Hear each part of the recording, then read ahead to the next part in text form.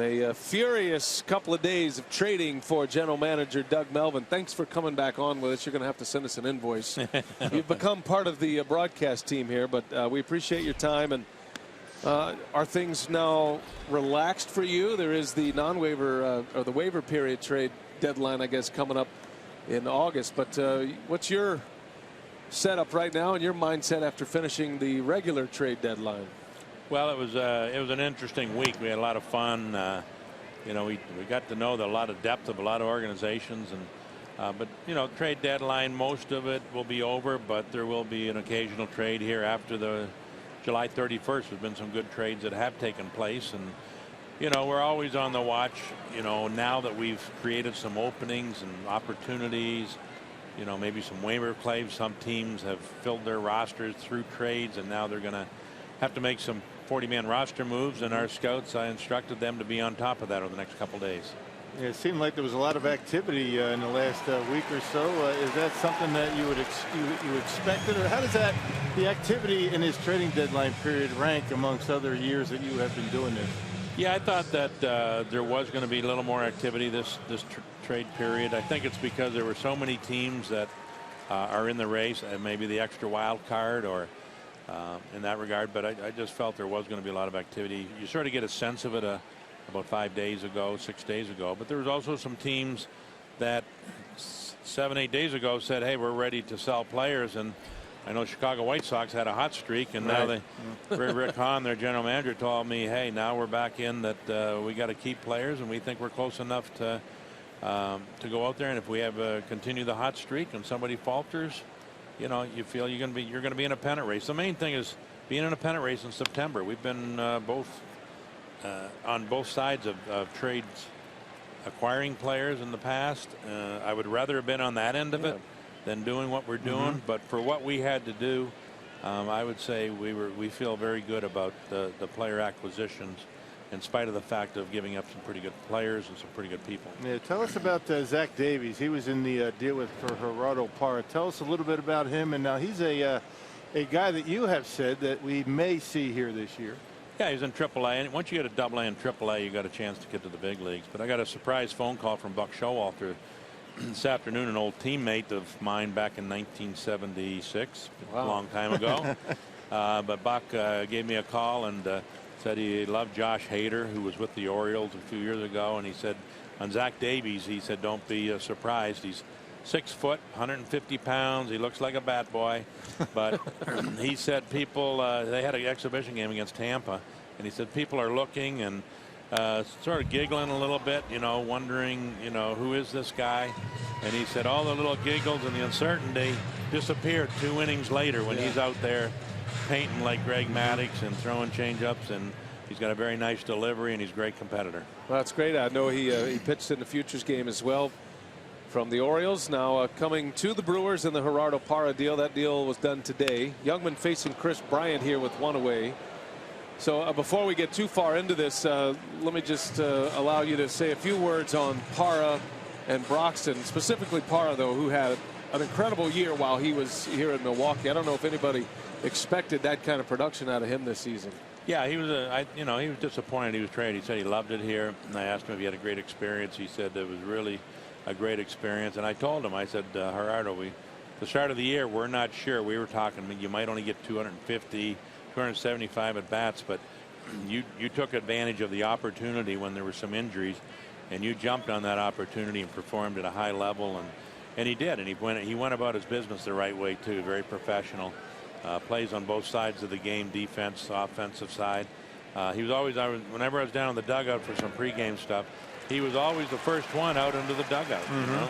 There's sometimes players will sort of hang around the locker room, go out the last few minutes and that, but he was always in there, first one there, putting his bats in the bat rack and getting ready, and that's something that we, you know, will miss. But he's going to be a free agent next year, and it's an opportunity for him to capitalize on a great year that he's had. Chance to sign him? Is that something you'd be interested in pursuing, or where does that stand with him to close the book on Parra? That stands as tampering because he's that's true. He's an Oriole now. That's a good point. Sorry about that. Yeah, see there? Right. Not even with the Brewers. There's a base hit to center field. Soler singles. 2 on now against Youngman. So we can now let's start to look at some of these players that you've acquired. You've already talked about Zach Davies, but some of the other players that the Brewers have acquired, and this is straight from your quotes actually, where they're headed. And maybe you can just pick out a couple of names here that you'd like to tell us about. Yeah, Brett Phillips was a player that we thought was untouchable all along, and when we put Mike Fiers in the deal, we had asked that Brett Phillips has to be a part of that for us to give up a young pitcher like Mike Fiers. But Brett Phillips is a center fielder. He's got great makeup. He's a left-handed hitter. He's shown some power earlier in A-ball. He's in Double-A right now, but he plays the game the way that I know a lot of managers, coaches love, and a very aggressive player. So real excited to have him. And obviously with the hole in center field now, he's got a great opportunity being in Double-A. If he can perform well, who knows how long it'll be before he gets here. Yeah, it seems like the Biloxi team is having a pretty good season. Now you add all those guys to that. What happens to the team itself? Players that have been there. I mean, some go to AAA, maybe some get sent down. Walk us through what happens down in the minor league system now. Well, Gordash, Tom Flanagan, Reed Nichols, they get together and they have to make some moves. There was probably, you think there was a lot of moves on the major league club. Right, yeah. There was a ton of moves on the minor league club, and I tipped my hand a little bit about a player that's going from Double-A to AAA. Gord told me I spoke too early, but he's going after the game today, so he already knows. But and an outfielder that's going to AAA, and that'll open up a spot for Brett Phillips. But you got Victor Roach, Brett Phillips, and Tyrone Taylor there at Double-A in the outfield, and Domingo Santana's in AAA. He'll just get plugged in there. He's one of the top hitters, Pacific Coast. They think he had the biggest OPS.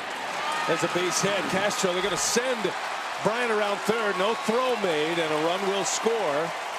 And we are tied. So a walk and then back-to-back singles. Starlin Castro with an RBI. Cubs have him at first and second with 1 away, and a run is in. The two pitchers, Josh Hader and Adrian Hauser, they'll both go right into the rotation at Biloxi. And Jonathan Barrios, who we got in the Aramis Ramirez trade, which seemed like a month ago. Right. He's in the bullpen there at Biloxi. And then we got a young player, Malik Collymore, that we got on the Jonathan Broxton trade, and Gord handled that trade.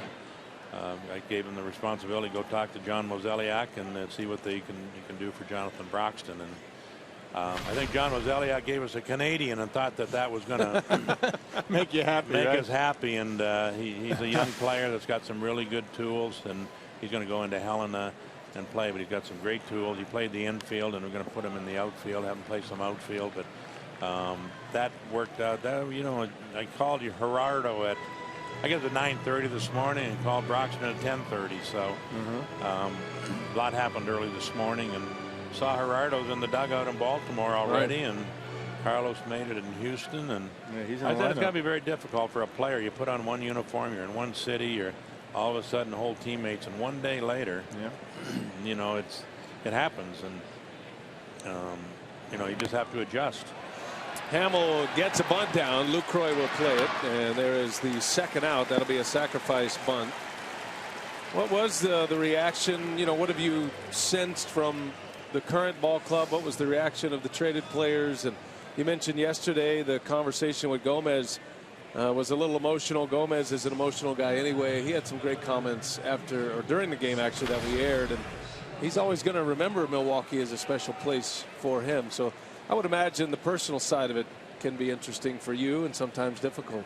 Yeah, it's tough because you acquire these players and you feel good about the acquisitions of them, and you'd love them to be there 6-7 years, but it doesn't happen. It's like having great friends in high school, and you move on to college and they're different friends, and you go through the minor leagues and you got different friends, and it's part of adjustment that you make. But the baseball circle, a lot of these guys have played with each other somewhere. Winter ball, instructional league, Arizona Fall League, and then the major league. So it seems like a lot of these guys really know each other.